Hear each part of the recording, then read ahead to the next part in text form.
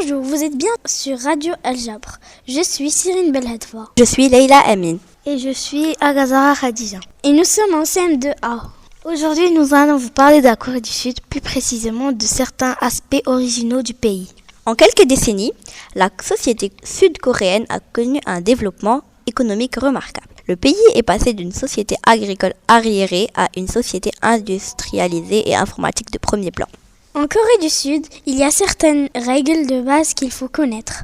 En 5 lignes, lorsqu'on se présente à quelqu'un et l'inclination doit être proportionnelle à l'âge de votre interlocuteur. On se déchausse pour rentrer dans un lieu privé, mais aussi dans certains restaurants.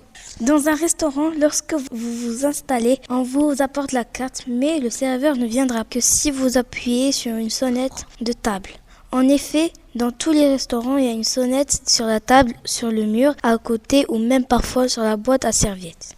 Il existe différentes règles de politesse qu'il faut connaître lorsqu'on passe à table en Corée. Le repas ne commence que lorsque les personnes les plus âgées prennent leur cuillère. Pas avant. Il faut également manger à leur rythme et s'arrêter quand ceux-ci le font.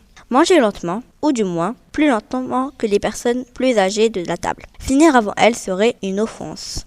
Pendant le repas, ne soulevez jamais votre bol de soupe ou de riz dans vos mains. Ne plantez pas vos baguettes dans le riz, c'est très impoli de faire cela.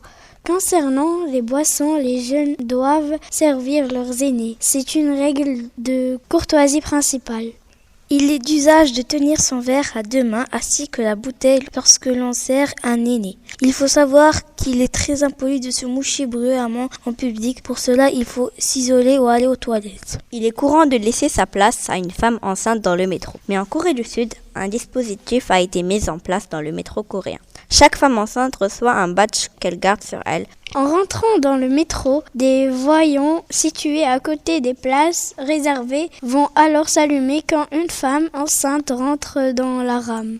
En vogue depuis quelques années, la K-pop est un véritable phénomène mondial. La renommée internationale de la K-pop est arrivée avec Psy et son fameux titre Gangnam Style, première vidéo mondiale à atteindre le milliard de vues. Sur YouTube, la musique coréenne a ainsi trouvé un nouveau public. Le groupe BTS cumule les records et les chiffres sont impressionnants. En 2018, environ 8000 touristes ont choisi la Corée du Sud comme destination grâce à BTS, soit plus de 7% du nombre total de visiteurs. Parmi les autres chiffres fous, le groupe aurait rapporté 4,65 milliards de dollars à l'économie sud-coréenne en 2019. Ils ont réussi à remplir Wembley. Seuls 12 artistes avaient réussi à le faire avant eux. Et ils ont fait planter le serveur Ticketmaster en vendant 3 millions de billets en quelques minutes. En Corée du Sud, tous les hommes âgés de 18 à 28 ans doivent effectuer un service militaire obligatoire d'environ